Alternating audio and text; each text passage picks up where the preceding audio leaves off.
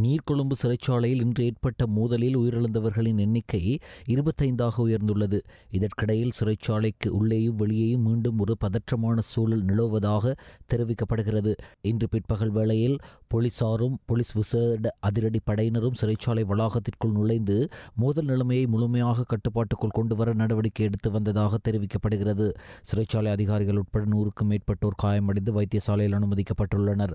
உயிரிழந்தவர்கள் மற்றும் காயமடைந்தவர்களில் சிலரது உடல்களில் துப்பாக்கிச்சூட்டு காயங்கள் காணப்படுவதாக நீர்கொழும்பு வைத்தியசாலை தெரிவித்துள்ளது. நீர்கொழும்பு சிறைச்சாலையில் உள்ள கைதிகள் குழு ஒன்று இன்று காலை திட்டமிட்டபடி நடத்திய தாக்குதலிலேயே இந்த மோதல் வெடித்துள்ளதுடன் நிலைமையை கட்டுப்படுத்துவதற்காக பாதுகாப்பு பிரிவினருக்கு துப்பாக்கி பிரயோகம் மேற்கொள்ளவும் நேரிட்டது. நேற்று சிறைச்சாலைக்குள் ஏற்பட்ட பதற்றமான சூழ்நிலை நள்ளிரவில் கட்டுக்குள் கொண்டு வரப்பட்டிருந்த பின்னணியிலேயே இன்று காலை இந்த சம்பவம் நிகழ்ந்துள்ளது. சுமார் 1800க்கும் அதிகமான குறுகிய கால கைதிகள் மற்றும் விளக்கமறியல் கைதிகள் தடுத்து வைக்கப்பட்டுள்ள நீர்கொழும்பு சிறைச்சாலையில் இரு கைதிகள் குழுக்களுக்கிடையே நேற்று பிற்பகல் மோதல் ஏற்பட்டது. அந்த மோதலில் இரு கைதிகள் உயிரிழந்ததுடன் மேலும் 34 பேர் காயமடைந்தனர். போதைப்பொருள் கடத்தல் தொடர்பான தகவல் ஒன்றை காட்டி கொடுத்தமை காரணமாகவே இந்த மோதல் ஏற்பட்டுள்ளதாக தெரிவிக்கப்படுகிறது. பின்னர் சிறைச்சாலையின் பெண் மற்றும் ஆண் கைதிகள் சிலர் அதன் கூரை மீது ஏறி போராட்டத்தில் ஈடுபட்டனர். அந்த போராட்டத்தின் போது கூரையின் ஒரு பகுதி இடிந்து விழுந்ததில் அங்கிருந்து கீழே விழுந்த 4 கைதிகள் காயமடைந்து இந்த சூழ்நிலையை கட்டுப்படுத்த நேற்றிரவு போலீசார், போலீஸ் விசேட அதிரடி படையினர் மற்றும் இராணுவத்தினர் வரவழைக்கப்பட்டனர். சிறைச்சாலைக்குள் வன்முறையில் ஈடுபட்ட கைதிகள் அங்குள்ள சிறைச்சாலை வைத்தியசாலையை உடைத்து மருந்துகளை கொள்ளையடித்துள்ளதாக அதன் அதிகாரிகள் தெரிவிக்கின்றனர். அத்துடன் அங்கிருந்து உடற்பயிற்சி கூடத்தின் கதவுகளை உடைத்து அங்குள்ள இரும்பு தடிகளையும் வன்முறை செயல்களுக்காக அவர்கள் பயன்படுத்தியுள்ளதாக தெரிவிக்கப்படுகிறது. எவ்வாறாயினும் நேற்று பிற்பகல் ஏற்பட்ட சூழலில் கைதிகள் ஆயுதங்களை கவர்ந்து சென்றிருக்கலாம் என்ற சந்தேகத்தின் பேரில் சிறைச்சாலை அதிகாரிகள் நேற்று நள்ளிரவில் ஆயுத களஞ்சியத்தில் இருந்த துப்பாக்கிகளை அங்கிருந்து அகற்றியுள்ளனர். இன்று அதிகாலை அமைதியாக இருந்த கைதிகள் காலையில் மீண்டும் திட்டமிட்டபடி சிறைச்சாலை அதிகாரிகளை மனிதாபிமானமற்ற முறையில் தாக்கி அவர்களின் அலைபேசிகளை பறித்துள்ளதாக தெரிவிக்கப்படுகிறது. அதிகாரிகளின் கடுமையான சிறை கட்டுப்பாட்டு நடைமுறைகளுக்கு எதிர்ப்பு தெரிவித்து அவர்கள் இந்த தாக்குதல்களை நடத்தியுள்ளதாக பாதுகாப்பு பிரிவினர் தெரிவிக்கின்றனர். இந்த மோதல் ஏற்பட்ட சிறைச்சாலையில் பல்வேறு குற்ற குழுக்களுடன் தொடர்புடைய 26 பாதாள உலக உறுப்பினர்கள் இருப்பதாகவும் குறிப்பிடப்படுகிறது. இந்த மோதலை சிறையில் தண்டனை அனுபவித்து வரும் கட்டுவெல்லேகம் சுரேஷ் என்பவரை வழிநடத்தியதாக பாதுகாப்பு பிரிவினர் தெரிவிக்கின்றனர். இவர் கேல்பத்ர பத்மே என்பவரின் நெருங்கிய கூட்டாளி ஆவார். கூறிய ஆயுதங்களால் தாக்குதல், கொள்ளை சம்பவங்கள், போதைப்பொருள் வைத்திருத்தல் மற்றும் விற்பனை செய்தல் ஆகிய குற்றச்சாட்டுக்கள் இவர் மீது உள்ளன. 2016ஆம் ஆண்டு நாரம்பல பகுதியில் உள்ள விகாரை ஒன்றில் பிக்கு ஒருவரையும் அவரது உதவியாளரையும் தாக்கி கட்டி வைத்துவிட்டு தூபிக்கும் சேதம் விளைவித்த குற்றச்சாட்டிலும் இவர் மீது வழக்குள்ளது. நீர்கொழும்பு மேல் நீதிமன்றத்தில் இவருக்கு எதிரான வழக்கு விசாரணை நடைபெற்று வருகின்றது. இவர் தற்போது கொழும்பு நீதவான் நீதிமன்ற வழக்கின் அடிப்படையில் சிறை தண்டனை அனுபவித்து வருகின்றார். நீர்கொழும்பு சிறைச்சாலையில் ஏற்பட்ட துரதிர்ஷ்டவசமான சூழ்நிலை காரணமாக நேர்ந்த உயிரிழப்பு சம்பவங்களும் காயங்களும் போன்ற நெருக்கடிகள் ஏற்பட்டமைக்கு சிறைச்சாலை நிர்வாகத்தின் வீழ்ச்சி மற்றும் திறமையின்மையாலேயே ஆகும். சிறைச்சாலைக்குள் உயிரிழப்புகள் ஏற்பட்டால் அதற்கு அரசாங்கமே பொறுப்பு கூற வேண்டும் என தற்போதைய ஜனாதிபதி அன்று எதிர்க்கட்சி பாராளுமன்ற உறுப்பினராக இருந்த சமயம் பிரஸ்தாபித்திருந்தார். ஆகவே இந்த சந்தர்ப்பத்திலும் பல உயிர்கள் இழக்கப்பட்டுள்ளதால் தற்போதைய அரசாங்கமும் இந்த சம்பவத்திற்கு முழுமையாக பொறுப்பு கூற வேண்டும் என்று எதிர்க்கட்சித் தலைவர் சஜித் பிரேமதாச இன்று தெரிவித்தார். நீர்கொழும்பு சிறைச்சாலை மோதல் தொடர்பில் விசேட கூற்றை முன்வைத்து அவர் கருத்து தெரிவிக்கும் போது இதனை தெரிவித்துள்ளார். මීගමුව බන්ධනාගාරය තුළ සිදුව ඇති ඛේදනීය තත්ත්වය මිනිස් ඝාතන ජීවිත අහිමිවීම විශාල වශයෙන් තුවාලකරුවන් ඒ අර්බුදකාරී තත්ත්වය නිර්මාණය වීම අත වශයෙන්ම බන්ධනාගාර පරිපාලනයේ බිඳ වැටීමක් අකාර්යක්ෂමතාවයක් විශේෂයෙන්ම අපිට මතකයි අනුර කුමාර දිසානායක එවකට විපක්ෂීය මන්ත්‍රීවරයෙක් හැටියට තාමත් පැහැදිලිව ප්‍රකාශ කරනවා බන්ධනාගාරයක් තුළ ජීවිතහානි සිදු වුණොත් ඒකට රජය වග කියන්නට ඕනේ කියන කාරණා. ඉතින් මේ අවස්ථාවේ අපිට අහන්න තිබෙන්නේ දැනට ජීවිත ගණනාවක් අහිමි වෙලා තිබෙනවා. පැහැදිලිවම වර්තමාන රජය මේ තත්ත්වයට වග කියන්නට ඕන. විශේෂයෙන්ම බලයට ආවේ සිස්ටම් එක චේන්ජ් කරනවායි කියලා. දැන් අත්ත වශයෙන්ම පවතින සිස්ටම් එක ෆේල් අසාර්ථකයි කියන එක ඔප්පු වෙලා තිබෙනවා. මේ මීගමු බන්ධනාගාරය කේන්ද්‍රගතව මේ නිර්මාණය වී තිබෙන මේ බරපතල තත්ත්වය. ඇත්තටම රජයෙන් අහන්න තියෙන්නේ නීතිය හා සාමය ස්ථාපනය කරන්නට ඔබට හැකියාවක් නැත්ද? බන්ධනාගාර තුල ඒ නිශ්චිත මානුෂීය පරිපාලන ක්‍රමවේදයන් අනුගමනය කරන්නට ඔබට හැකියාවක් නැත්ද? එහන්න කැමති මේ ප්‍රශ්න වලට වැල් වටාරම් නෙවෙයි අපිට උත්තර අවශ්‍යයි. අපිට විසඳුම් අවශ්‍යයි. රටේම ජනතාව අහගෙන බලාගෙන ඉන්නේ මොකද්ද රජයේ මේ උද්ගත වෙලා තිබෙන තත්ත්වයට ගන්න පියවර. අපි පැහැදිලිවම කියන්න කැමති පාර්ලිමේන්තුව මුල් කරගත් ස්වාධීන පරීක්ෂණයක් අවශ්‍යයි. ඒ කියන්නේ මේ රජයේ මන්ත්‍රීවරු කණ්ඩායමක් සංඛ්‍යාත්මක බහුතරයක් ලබාගෙන Tamanට ඕන වාර්තා හදන කමිටු නෙවෙයි. පැහැදිලිවම මේ උද්ගත වුණු අර්බුදයේ තත්ත්වය මේ ඛේදනීය තත්ත්වය පිළිබඳව පැහැදිලි පරීක්ෂණයක් ස්වාධීන පරීක්ෂණයක් අවශ්‍යයි. විශේෂයෙන්ම පාර්ලිමේන්තුව තුළ යම්කිසි කමිටුවක් කරහා ස්වාධීන අපක්ෂපාතී විනිවිද භාවින් යුක්ත වූ පරීක්ෂණයක් පවත්වන්නට අපි යෝජනා කරනවා. ඊට දවසේ පාර්ලිමේන්තුව හමුවනවා. දැන් ආණ්ඩුව කිව්වේ ජාතික ආරක්ෂාව මේව කරන්න මේ බංකුව අරන් එන්න කියලා දෙන්නේ. දැන් මේ ජාතික ආරක්ෂාවට මොකද්ද වෙලා තියෙන්නේ ඔබතුමාගේ හිතන දේ? අපි මුලින් ඉඳලම ප්‍රකාශ කරපු දේ තමයි ජාතික ආරක්ෂාව පිළිබඳව පුළුල් දැක්මක් තිබෙන්නට ඕනේ. ඒක හුදෙක් මිලිටරි ආරක්ෂාව පමණක් නෙවෙයි අධ්‍යාපනයේද සෞඛ්‍යයේද ආර්ථිකයේද ඒ වගේම බන්ධනාගාර ශාස්ත්‍රීයද ඒ වගේම නීති හා සාමය ඒ වගේම ජාතික සමගිය ජාතික සංහිඳිය මේ හැමදේම ජාතික ආරක්ෂාව තුල තිබිය යුතු දෙයක්. දැන් එදා අත වශයෙන්ම උද්දච්චකමින් ජාතික ආරක්ෂාව පිළිබඳව කියපු දේවල් මම කිව්වා මේසුයි කුටෝකුයි බංකෝකුයි අරගෙන එන්න ජාතික ආරක්ෂාව ගැන උපකාරක පන්ති පවත්වන සූදානම් කියලා. රජයට මට කියන්න තියෙන්නේ පැහැදිලිවම උද්දච්චකමින් උඩගුකමින් අහංකාරකමින් බැහැර වෙලා මේ රටේ ජනතාව මුහුණ දෙන වරපතල ප්‍රශ්නවලට උත්තර සපයන්න. ඒකට විසඳුම් ලබා දෙන්න. ඒ වගේම බලයේ තිබුණු කමලින් ඔළුව ඉදුමුව ගන්නේ නැතුව ඉතාමත්ම නිර්හංකාරව ඒ වගේම මහ පොළොවට පය තබලා ජනතාවගේ ප්‍රශ්න සැබෑ ලෙස හඳුනාගෙන විසඳුම් සැපීම රජයේ වගකීමයි රජයේ යුතුකමයි. ඔක්කොටම ඉස්සෙල්ලා නිහතමානී பொதுமக்கள் தங்களது பகுதிகளில் டெங்கு நுளம்பு பெருகும் இடங்களை அடையாளம் கண்டு அறிவிப்பதற்கு வசதியாக தொலைபேசி இலக்கம் ஒன்று அறிமுகப்படுத்தப்பட்டுள்ளது. அவ்வாறான இடங்களை பொதுமக்கள் அடையாளம் கண்டால் அது தொடர்பில் டெங்கு நிவாரண மையத்தை தொடர்பு கொண்டு அறிவிக்குமாறு கிளீன் ஸ்ரீலங்கா வேலை திட்டத்தின் மேலதிக செயலாளர் வலியுறுத்தியுள்ளார். அதற்கமைய டெங்கு நிவாரண மையத்தின் அவசர தொலைபேசி இலக்கத்திற்கு 0117 966366 அழைப்பினை ஏற்படுத்தி அறிவிக்க முடியும். டெங்கு பரவலை கட்டுப்படுத்துவதற்காக ஜனாதிபதி செயலகத்தின் வழிகாட்டலில் கிளீன் ஸ்ரீலங்கா செயலகம், சுகாதார அமைச்சு, பாதுகாப்பு அமைச்சு, முப்படைகள் மற்றும் போலீசார், ஊடக அமைச்சு ஆகியன இணைந்து முன்னெடுக்கும் வேலை திட்டம் குறித்த கலந்துரையாடல் ஒன்று ஜனாதிபதி செயலகத்தில் ஜனாதிபதியின் செயலாளர் தலைமையில் நேற்று நடைபெற்றது. தற்போது டெங்கு பரவலை கட்டுப்படுத்துவதற்காக மேற்கொள்ளப்பட்டுள்ள நடவடிக்கைகள் மற்றும் எதிர்காலத்தில் முன்னெடுக்கப்பட உள்ள நடவடிக்கைகள் குறித்து இங்கு கவனம் செலுத்தப்பட்டுள்ளது. தேசிய சுகாதார அவசர செயற்பாட்டு ஊடக மையத்தின் ஒருங்கிணைப்பாளர் வைத்தியர் அசாங்க விதமுள்ள டெங்கு ஒழிப்பு பிரிவின் தற்காலிக பணிப்பாளர், கிளீன் ஸ்ரீலங்கா அலுவலக அதிகாரிகள், அரசாங்க தகவல் பணிப்பாளர் நாயகம், முப்படைகள் மற்றும் போலீஸ் அதிகாரிகள் இதில் கலந்து கொண்டனர். இதேவேளை மேல் மாகாணத்தில் டெங்கு நோய் பரவும் அதிக அவதானமிக்க 23 வலயங்களை உள்ளடக்கிய விசேட டெங்கு ஒழிப்பு நடவடிக்கை நேற்று முதல் நடைமுறைப்படுத்தப்பட்டுள்ளன. இதற்கமைய கொழும்பு மாவட்டத்தில் மாரகம, கடுவெல, ஓமாகம, கொத்தட்டுவ, பத்திரமுள்ள, பிலியந்தல மற்றும் கொழும்பு மாநகர சபை ஆகிய டெங்கு அதிக அபாய வலயங்களில் இந்த டெங்கு ஒழிப்பு நடவடிக்கைகள் மேற்கொள்ளப்பட்டுள்ளன.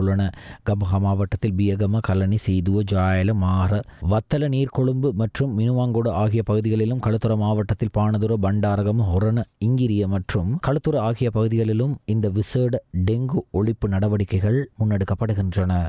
සාමාන්‍යයෙන් රෝගීන් දිනකට 2500ක් 600ක් පමණ රෝහල් පද්ධති ඉන්නවා. එතනින් අපි රෝගීන් 225 සිට රෝගීන් 40 දක්වා දැනට ප්‍රතිකාර ලබන රෝහල් වල වෙනම වාට්ටුවක් වෙන් කරලා තිබෙනවා ඩෙන්ගු ප්‍රතිකාර සඳහා. එතනම අපි HTU එකකුත් හදනවා. ඒකට අවශ්‍ය කරන අමතර කාර්ය මණ්ඩලය අපේ වෛද්‍යවරුන් හෙදලා දානතු කාර්ය මණ්ඩලය වෙනත් රෝහල් ලබා දෙනවා. මොකද රෝගීන් සංකූලතාවයට පත්වීම සහ මරණ ප්‍රමාණය අඩු කර ගැනීම අපේ අංක 1 ඉලක්කය බවට පත් වෙලා තියෙන නිසා වැක්සින් එක පිළිබඳව සාකච්ඡා කරමින් යනවා. ලෝකේ රටවල් 41ක පමණ යම් කිසි ප්‍රමාණයකට ඒක කරමින් පවතිනවා. අපි බලාපොරොත්තු වෙන ඉතාම ඉක්මනට වැක්සින් එක අපේ සමාජයට භාවිතා කරන්නට අවස්ථාව ලබා දෙන්නට. ඊළඟට මේ වෙලාවේදී අපි මේ මදුරු ගහණය අඩු කර ගැනීම සඳහා විද්‍යාත්මක ක්‍රමවේදයක් වන වොල්බැචියා වැඩසටහනටත් ඇතුල් වෙමින් පවතිනවා. ඉදිරි සති 4ත් මේ අවධානම අපිට පවතිනවා. ඒ නිසා දැන් මෙහෙම පටන් ගත්තොත් අපිට ඒ කාලය අඩු කරගන්න සහ මේ රෝග ව්‍යාප්තිය වළක්වා ගන්න පුළුවන්කම තිබෙනවා. මේක මේ කාලය තුළදී වැඩිම වාර්තා වෙච්ච ඩෙන්ගු රෝගීන් සංඛ්‍යාව ජූනි මාසයේදී අපිට වාර්තා වුණා 21546ක් සහ මේ මාසයේ මේ දවස් 5 තුළ 5673ක් වාර්තා වෙලා තිබෙනවා. බැරෑරුම් තත්ත්වයක් සහ ඒකම මරණ 39ක් වාර්තා වෙලා තිබෙනවා. ඒතර මේ මරණ 39 තුළ අවුරුදු 5ට අඩු දරුවන් 5 දෙනෙක් ඉන්නවා. වැඩි ප්‍රමාණය டெங்கு நோய் பரவும் அபாயம் அதிகமாக காணப்படும் பிரதேசங்களை உள்ளடக்கி இலங்கை இராணுவத்தினரால் நேற்று நாடு தழுவிய ரீதியில் டெங்கு ஒழிப்பு மற்றும் பொதுமக்களுக்கு விழிப்புணர்வு ஏற்படுத்தும் வேலைத்திட்டம் ஒன்று முன்னெடுக்கப்பட்டது. கிளீன் ஸ்ரீலங்கா தேசிய வேலை திட்டத்திற்கு இணையாக ஏற்பாடு செய்யப்பட்ட இந்த விசேட நடவடிக்கை இராணுவ தளபதி லெப்டினன்ட் ஜெனரல் லசந்த ரொட்ரிகோவின் நேரடி அறிவுறுத்தல் மற்றும் முழுமையான மேற்பார்வையின் கீழ் செயற்படுத்தப்பட்டுள்ளது. இந்த வேலை திட்டத்திற்காக இராணுவத்தின் பல்வேறு பாதுகாப்பு படை தலைமையகங்கள், பிரிகேடுகள் மற்றும் அலகுகளை பிரதிநிதித்துவப்படுத்தி 2026 இராணுவத்தினர் பங்கெடுத்துள்ளனர். கொழும்பு குணசிங்கபுர மற்றும் தனியார் பேருந்து நிலையம், புறக்கோட்டை மிதக்கும் சந்தை, கலனிபொல தெல்கொட பேருந்து நிலையம், பஞ்சுகாவத்த அபேசிங்காராம விகாரை, காக்காய் தீவு சிறுவர் பூங்கா, ஓமாகமு, கடுவேல, பத்திரமுள்ள, நவகமு, குடிவரவு மற்றும் குடியகழ்வு திணைக்களத்தை சுற்றியுள்ள பகுதிகள் ஆகிய இடங்களில் இந்த டெங்கு ஒழிப்பு நடவடிக்கை மேற்கொள்ளப்பட்டன.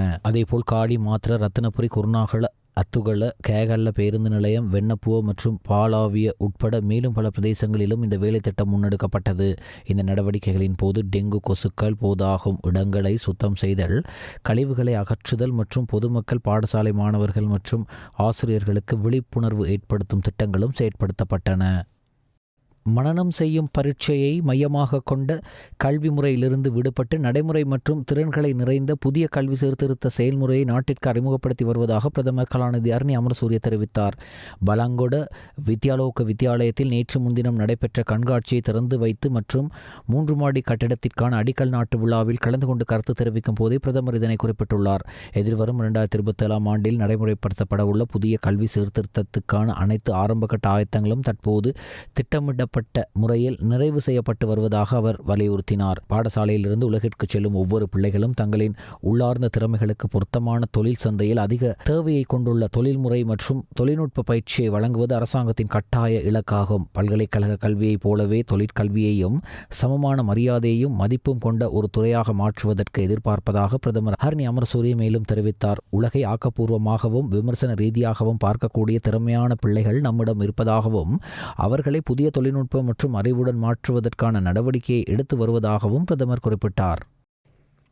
எல்னினோ மற்றும் லால்னினா காலநிலை நிலைமைகளால் இலங்கைக்கு ஏற்படும் தாக்கங்கள் குறித்து பல்வேறு தரப்பினருடனான விசேட கலந்துரையாடல் ஒன்று எதிர்க்கட்சித் தலைவர் சஜித் பிரேமதாச அவர்களின் தலைமையில் நேற்று கொழும்பில் உள்ள எதிர்க்கட்சித் தலைவர் அலுவலகத்தில் இடம்பெற்றது.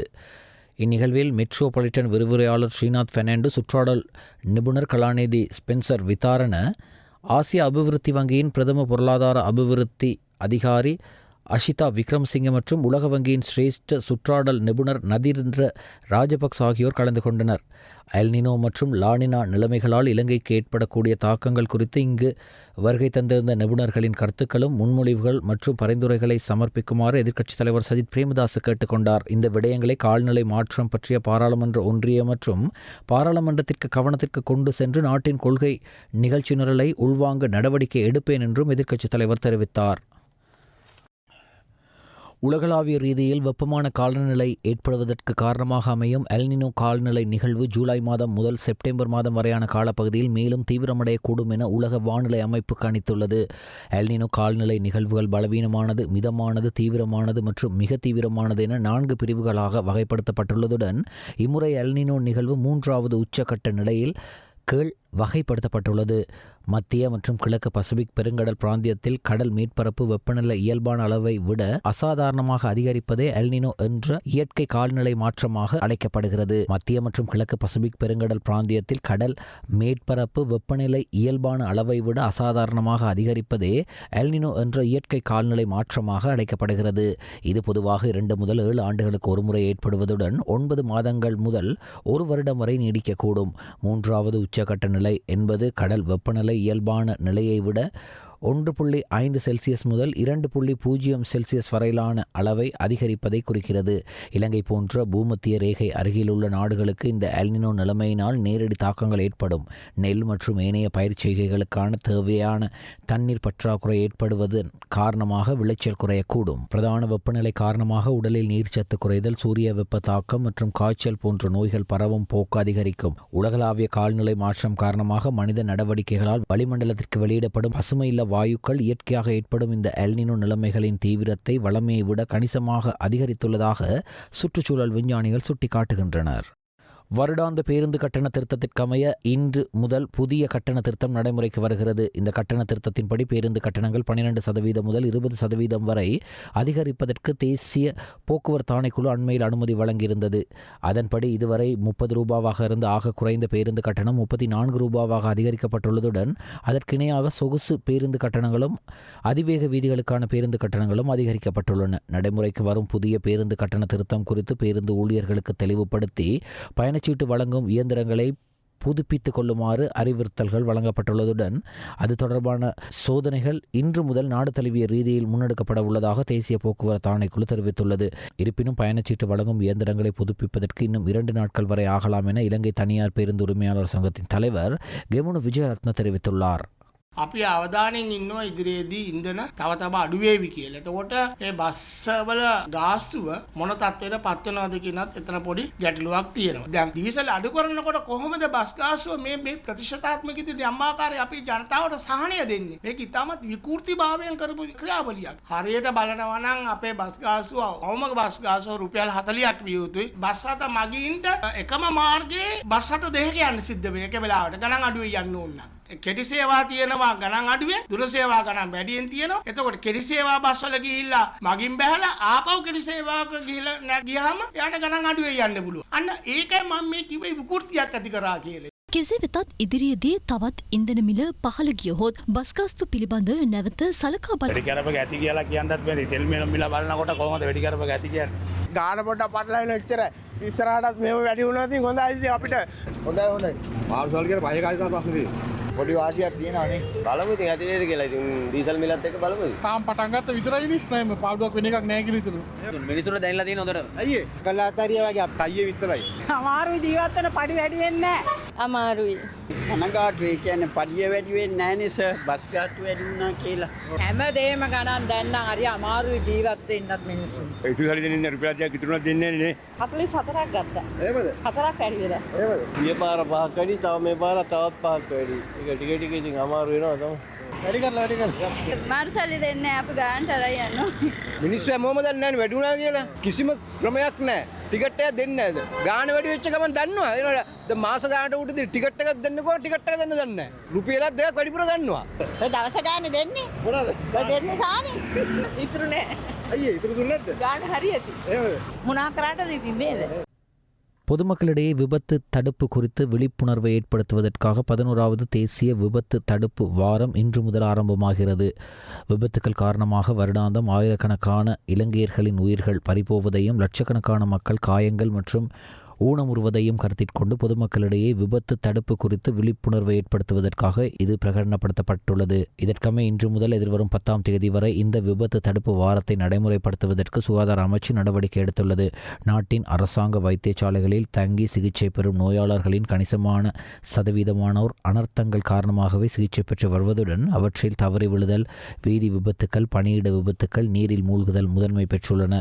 சுகாதார சேவைக்கு மட்டுமின்றி நாட்டின் சமூக மற்றும் பொருளாதார அபிவிருத்திக்கும் விபத்துகளினால் ஏற்படும் தாக்கத்தை குறைப்பதே இந்த வேலை திட்டத்தின் நோக்கமாகும். இந்த வேலை திட்டத்தின் ஆரம்ப நிகழ்வு இன்று காலை சுகாதாரம் மற்றும் ஊடகத்துறை அமைச்சர் வைத்தியர் நலிந்த ஜெயதிச தலைமையில் அமைச்சின் வளாகத்தில் நடைபெற்றது. சுகாதார அமைச்சின் தொற்றா நோய் பிரிவு தேசிய விபத்து தடுப்புக்கான ஆலோசனை குழுவின் வழிகாட்டலின் கீழ் ஒழுங்கமைக்கும் இந்த வேலை திட்டத்தின் கீழ் ஒவ்வொரு நாளும் ஒரு விசேட கருப்பொருளின் அடிப்படையில் நடவடிக்கைகள் முன்னெடுக்கப்பட உள்ளன. அதன்படி இன்றைய தினம் வீதி விபத்துக்களை தடுக்கும் தினம் எனவும், நாளைய தினம் பணியிட விபத்துக்களை தடுக்கும் தினம் எனவும், நாளை மறுதினம் வீடுகள் மற்றும் முதியோர் இல்ல விபத்துக்களை தடுக்கும் தினம் எனவும், ஜூலை மாதம் 9ஆம் தேதி நீரில் மூழ்குவதை தடுக்கும் தினம் என்றும், ஜூலை 10ஆம் தேதி பாடசாலைகள், முன்பள்ளிகள் மற்றும் பகல் நேர பராமரிப்பு நிலையங்களில் விபத்துக்களை தடுக்கும் தினம் எனவும் பெயரிடப்பட்டுள்ளன. இந்த வாரத்தில் நாடு தழுவிய ரீதியில் பொதுமக்களுக்கான விழிப்புணர்வு வேலைத்திட்டங்கள், ஆபத்தான இடங்களை கண்டறியும் நடவடிக்கைகள், பாதுகாப்பான சூழலை உருவாக்குவதற்கான நடைமுறை திட்டங்கள் மற்றும் விபத்துக்களை குறைப்பதற்கான குறுகிய, நடுத்தர மற்றும் நீண்டகால நடவடிக்கைகளை செயற்படுத்தும் சுகாதார அமைச்சும் திட்டமிட்டுள்ளது. அரசு நிறுவனங்கள், சுகாதார நிறுவனங்கள், கல்வித்துறை, பாதுகாப்பு பிரிவினர் மற்றும் ஏனைய சம்பந்தப்பட்ட தரப்பினரின் கூட்டு பங்களிப்புடன் இந்த வேலைத்திட்டம் செயற்படுத்தப்படவுள்ளது. அக்குரேகுட பகுதியில் சட்டத்தரணி ஒருவரும் அவரது மனைவியும் படுகொலை செய்யப்பட்ட சம்பவம் தொடர்பில் மாலைத்தீவில் கைதான சந்தேக நபர் நாட்டிற்கு அழைத்து வரப்பட்டுள்ளார். குறித்த சந்தேக நபர் நேற்று முன்தினம் இரவு நாட்டிற்கு அழைத்து வரப்பட்டார். இந்த சந்தேக நபர் துப்பாக்கிச்சூடு நடத்தியவர்களுக்கு போக்குவரத்து வசதிகளை வழங்கியதாக தெரிவிக்கப்படுகின்றது. அவர் மேலதிக விசாரணைகளுக்காக மேல் மாகாண தெற்கு குற்றத்தடுப்பு பிரிவிடம் ஒப்படைக்கப்பட்டுள்ளார். அக்குரேகுட பகுதியில் இடம்பெற்ற கொலை சம்பவம் தொடர்பில் போலீசாரால் இந்த சந்தேக நபர் தேடப்பட்டு வந்த நிலையில் அவர் மாலைத்தீவில் கைதானமை குறிப்பிடத்தக்கது. கொட்டகட லொக்கில் தோட்டத்தில் அமைந்துள்ள புனித அந்தோணியார் திருச்சுருபத்தின் 10ஆம் ஆண்டு பூர்த்தி மற்றும் வருடாந்த திருவிழா கடந்த ஜூலை 3ஆம் தேதி ஆரம்பமாகி ஞாயிற்றுக்கிழமை 5ஆம் தேதி வரை பக்திபூர்வமாக நடைபெற்றது. ஆரம்ப நிகழ்வாக தலவாக்கல புனித பத்திரிசியார் ஆலய பங்கு தந்தை அருட்பணி ஜேசுதாசன் கொடியேற்ற நிகழ்வும் அதனைத் தொடர்ந்து நற்செய்தி கூட்டமும் நடைபெற்றதையும், இத்திருவிழாவின் இறுதி நாளான ஜூலை மாதம் 5ஆம் தேதி நேற்று ஞாயிற்றுக்கிழமை மதியம் 12 மணிக்கு பங்கு தந்தை அருட்பணி ஜேசுதாசன் மற்றும் அருட் சகோதரிகள் அதிதிகள் வரவேற்பும் நிகழ்வை தொடர்ந்து திருவிழா நிகழ்வுகளும் சிறப்பாக இடம்பெற்றதுடன் திருவிழா பாடல் மற்றும் பங்கு தந்தையினால் திருப்பலி சிறப்பாக ஒப்புக் கொடுக்கப்பட்டமை குறிப்பிடத்தக்கது. அந்தோணியாரின் திருச்சுருபத்தி ஆசீர்வாதம் வழங்கப்பட்டதுடன் மதபேதமின்றி அனைத்து மத மக்களும் கலந்து கொண்டதுடன் ஆயிரக்கணக்கான மக்களும் ஏற்பாட்டுக் குழுவினரால் மதிய உணவுகளும் வழங்கப்பட்டமை சிறப்பம்சமாகும்.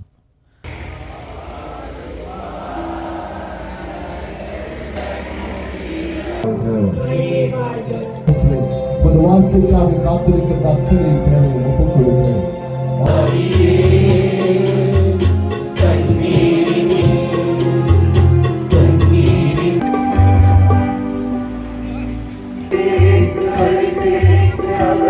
வருகை தந்திருக்கின்ற தனது தோளில் ஒருவரை இங்கே விளக்கேற்றி தந்தை மகன் துயாவின் பேரா பரிசுத்தாவின் அற்புதமும் இளைப்பாறுதல் அளிக்க காத்திருக்கும் இறையேசுவில் இன்றைய நாளில் நாம் கொட்டகலை லொக்கில் புனித அந்தோணியார் திருவிழாவை மகிழ்வோடும் பக்தி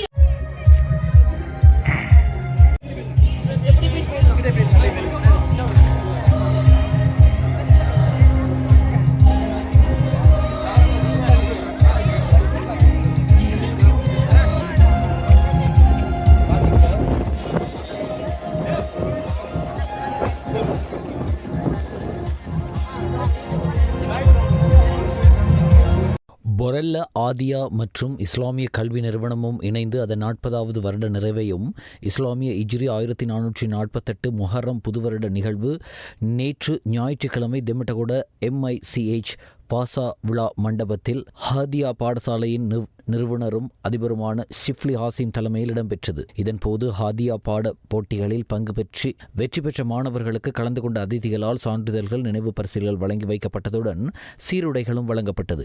அத்துடன் தெரிவு செய்யப்பட்ட ஏழை மாணவர்களுக்கு பெறுமதியான உலர் உணவு பொதிகளும் வழங்கி வைக்கப்பட்டன.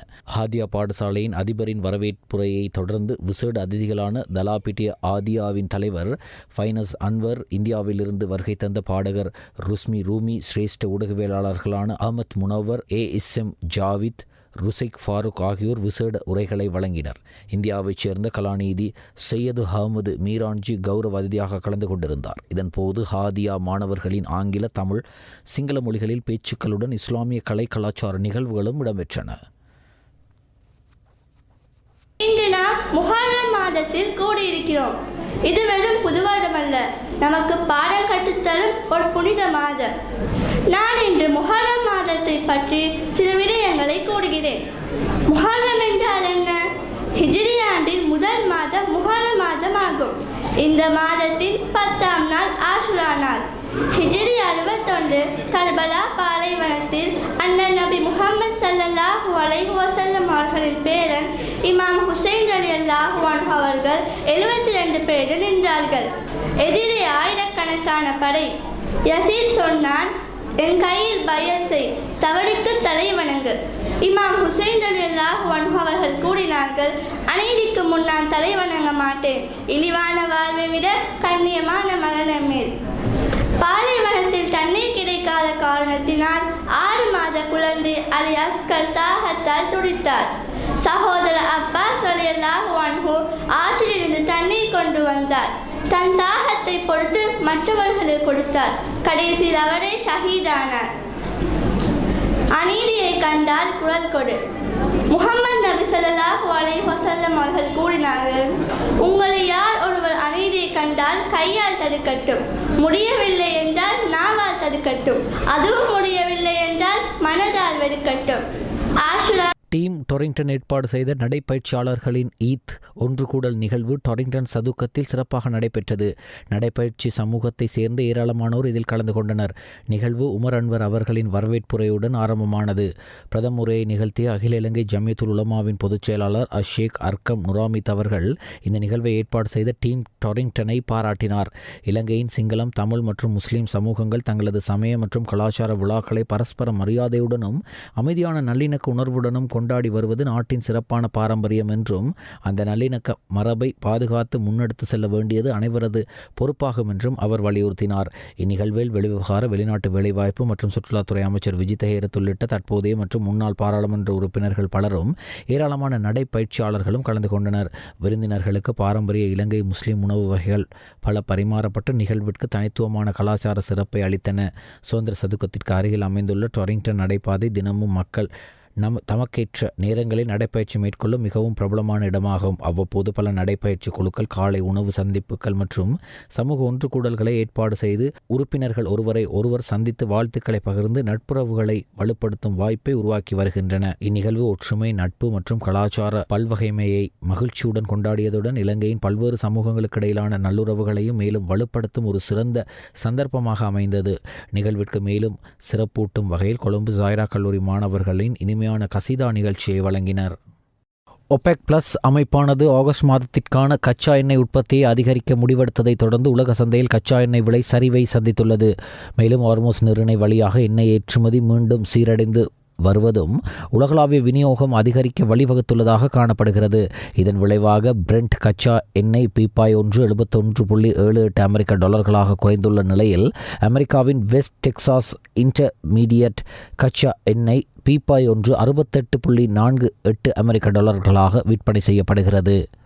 கிரிக்கெட்டின் தலைமையகம் என அழைக்கப்படும் வரலாற்று சிறப்புமிக்க லோர்ட்ஸ் மைதானத்தில் போட்டியை நடத்தும் இங்கிலாந்து அணியை 7 விக்கெட்டுகளால் தோற்கடித்து ஆஸ்திரேலிய மகளிர் அணி 2020 உலக சாம்பியன்களாக முடிசூடியுள்ளனர்.